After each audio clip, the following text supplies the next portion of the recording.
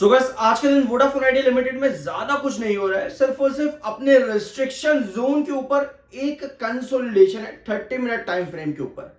मतलब कहीं ना कहीं रिस्ट्रिक्शन के ऊपर आप आज बने हुए हो और नजर जो रहेगी ना वो रहेगी 26 तारीख को क्या डिसीजन आता है। हमने पॉसिबिलिटीज डिस्कस करी थी कि 26 तारीख को आप लोगों के साथ क्या क्या हो सकता है, जिसमें सबसे बड़ी पॉसिबिलिटी यही आती है कि जो आपका एडेड अमाउंट है, जो आपका एडेड अमाउंट है बाय डॉट ऑन एजीआर, वो अमाउंट आपका हट सकता है। सिर्फ और सिर्फ यही एक स्पेक्यूलेशन अभी है मार्केट के अंदर कि वो अमाउंट आपका हट सकता है। अब ये अमाउंट अगर हटता है और गवर्नमेंट की तरफ से फैसला आता है कि भैया थोड़ा सा टाइम हमें चाहिए और, ठीक है, थोड़ा सा टाइम हमको चाहिए और, तो ऐसे में आप ये फैसला अब फाइनल कर दो यहां पे, ठीक है।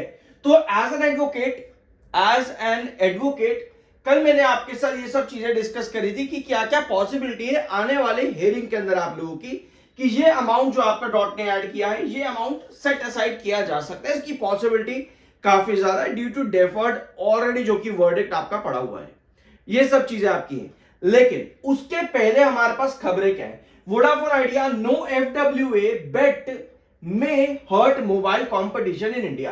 अब वोडाफोन आइडिया एफडब्ल्यूए के अंदर तो भैया काम करने वाला नहीं है, ये आपको कल हमने डिस्कस किया था कि एफडब्ल्यू में काम करने वाले नहीं है। इसका मतलब ये है कि वोडाफोन आइडिया अपना एक ऐसा सेगमेंट से विथड्रॉ कर रहा है जहां पर मार्केट में कंपटीशन बना हुआ था लंबे समय से जहां पर मार्केट में कंपटीशन बना हुआ था जियो, एयरटेल, वोडाफोन आइडिया के बीच में, वहां से वोडाफोन आइडिया एग्जिट करना चाहता है। अगर ऐसा कर रहा है वोडाफोन आइडिया तो क्या ये कंसर्न बन जाता है वोडाफोन आइडिया पर। वेयर एज अगर हम अगली खबर देखेंगे आपकी, तो वोडाफोन आइडिया आपका डायरेक्ट नेटवर्क कनेक्टिविटी करना चाहता है from satellite network connectivity Vodafone idea करना चाहता है, ठीक है। ये खबर आप लोगों को पता है, जो कि एक ऑप्टिमिज्म देती है एटीसी एएसटी स्पेस मोबाइल के साथ में, जिसका वोडाफोन आइडिया लिमिटेड और एएसटी स्पेस मोबाइल के बीच में जो रीसेंट पार्टनरशिप हुई थी वहां पर गवर्नमेंट का लाइसेंस मिलना अभी बाकी है। तो ये एक और पॉजिटिव न्यूज आ जाती है डिस्पाइट इसके कि एफडब्ल्यूए से वोडाफोन आइडिया लिमिटेड जो टेलीकॉम सेक्टर के मार्केट में कंपटीशन बना करके रख रहा था वो कंपटीशन टूट जाता है। उसके बीच में एएसटी स्पेस मोबाइल की पार्टनरशिप जिसका लाइसेंस अभी मिलना बाकी गवर्नमेंट की तरफ से, ये एक ऑप्टिमिज्म यहां पर बनता है कि वोडाफोन आइडिया एटलीस्ट अगर एक सेगमेंट से विड्रॉ कर रहा है तो दूसरे सेगमेंट्स के अंदर अच्छा परफॉर्म कर सकता है, ठीक है। तो काउंटर कहीं ना कहीं वोडाफोन आइडिया के पास में आ रहा है अभी। Vodafone idea chief technology officer that is CTO जो कि जगबीर सिंह है, इन्होंने कंपनी के 5G डिप्लॉयमेंट के बारे में बताया कि भैया 17 प्रायोरिटी सर्कल्स के अंदर जो है 5G कंप्लीट हो चुका है और लगभग 29 से 30 सिटीज के अंदर Vodafone idea 5G services provide कर रहा है आज की डेट में, और 25 से 30% का टोटल ट्रैफिक वॉल्यूम जो है वोडाफोन आइडिया का इंक्रीज हुआ है। ट्रैफिक वॉल्यूम इंक्रीज होने का मतलब क्या ये है कि वोडाफोन आइडिया का आरपीयू आने वाले क्वार्टर्स या पर आने वाले महीनों में बढ़ता देखने को मिल सकता है। अगर ऐसा होता है तो वोडाफोन आइडिया लिमिटेड के लिए ये भी एक पॉजिटिव साइन है, लेकिन एफडब्ल्यूए का हटाना क्या वोडाफोन आइडिया का सब्सक्राइबर चर्न थोड़ा सा कम करता है, इस पर एक सवाल रहेगा।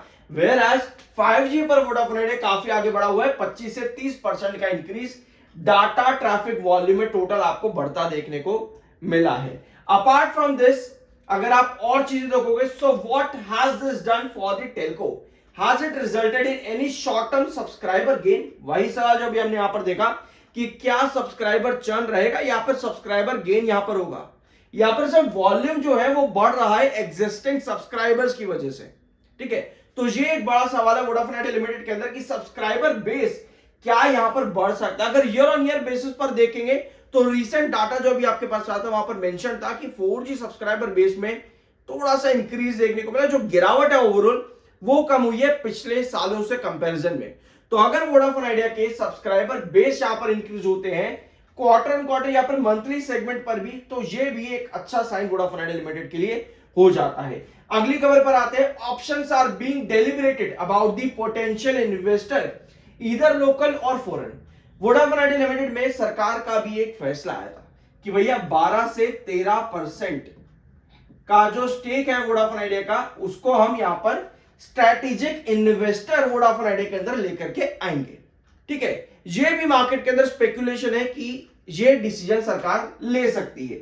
और उसके बाद से इस पर कोई खबर है नहीं मार्केट में, बट फिर सवाल वही आता है कि जो आपका प्रीमियम प्राइस है 10 रुपीज का, कि क्या ये जो भी आपके स्ट्रेटेजिक पार्टनर्स या फिर इन्वेस्टर जो वोडाफोन आइडिया लिमिटेड में गवर्नमेंट लेकर के आ सकती है 12 से 13% का, क्या वो किस प्राइस पर 12 से 13% लेकर के आ जाएगा? क्योंकि आज की डेट में सरकार 10% पे 10 रुपीज पे हिस्सेदार, 10 रुपीज पर ही है ना हिस्सेदार, तो क्या उसी को ही एक बेंच रखा जाएगा कि भैया यहीं पर ही होगा, जो भी अब होने वाला है वो इसी लेवल के पास होगा, अदरवाइज और ऊपर या नीचे नहीं होगा? तो ये भी एक बड़ा सवाल उठता है कि रेंज आपकी पर कहां पर बैठती है। और अगर हम रेंज की बात करें, आपको आना पड़ेगा चार्ट पे, लेकिन उसके पहले हम यहां पर एक चीज और देखते हैं। चैनल को सब्सक्राइब कर दिया करो, अच्छा लगता है। 5 साल लगातार मैंने आप लोगों के साथ वोडाफोन आइडिया लिमिटेड पर काम किया है, फिर चाहे सिर्फ न्यूज ही डिस्कस करना हो, क्योंकि मुझे पसंद है वोडाफोन आइडिया लिमिटेड पर डिस्कशन करना, चाहे न्यूज हो या फिर कुछ भी चीजें हो। मैं कभी कभी सिर्फ और सिर्फ न्यूज ही बताते चले जाता हूं वोडाफोन आइडिया के अंदर कि कंपनी क्या कर रही है, और चार्ट को हम डिस्कस भी नहीं करते। बट यस, न्यूज भी जानना बहुत ज्यादा जरूरी है, तो उसमें भी मुझे मजा आता है पर्सनली वोडाफोन आइडिया लिमिटेड में। तो सब्सक्राइब कर दिया करो, अच्छा लगता है। एमएफआई 90.6 का है, आरएसआई 73.3, टेक्निकल्स बेयरिश जोन में है, बट स्टिल वोडाफोन आइडिया कहां पर काम कर रहा है? Still Vodafone idea restriction zone के ऊपर बना हुआ है, जो कि आता है 8.50, ये वाला।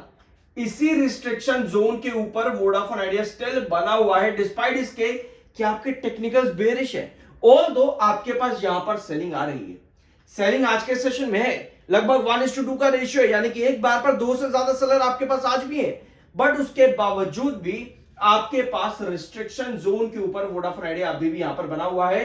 और कल का सेशन बहुत इंपॉर्टेंट रहेगा, क्योंकि अगर आप यहां पर कैंडल देखोगे 8.80, ये आपका टोटल रिस्ट्रिक्शन जोन है। 8.50 से लेकर के 8.80 ये टोटल आपका रिस्ट्रिक्शन जोन है यहां पर वोडाफोन आइडिया लिमिटेड के अंदर। तो कल की नजर रहेगी कि क्या 8.80, क्योंकि परसों आपकी हियरिंग है, कि क्या 8.80 हमारे यहां पर सस्टेन करने की कोशिश करेगा, या फिर कल टेंशन के मारे वोडाफोन आइडिया के अंदर थोड़ी बहुत करेक्शन देखने को मिल सकती है, टेक्निकल्स नीचे लाते देखने को मिल सकते हैं। तो कल का session overall Vodafone Idea limited में बहुत इंपॉर्टेंट रहने वाला है कि 8.80 को क्रॉस करने की कोशिश कल के दिन चलेगी, या फिर वही रिस्ट्रिक्शन 8.5 के ऊपर ही आप यहां पर टिके रहोगे और वही सस्टेन करोगे।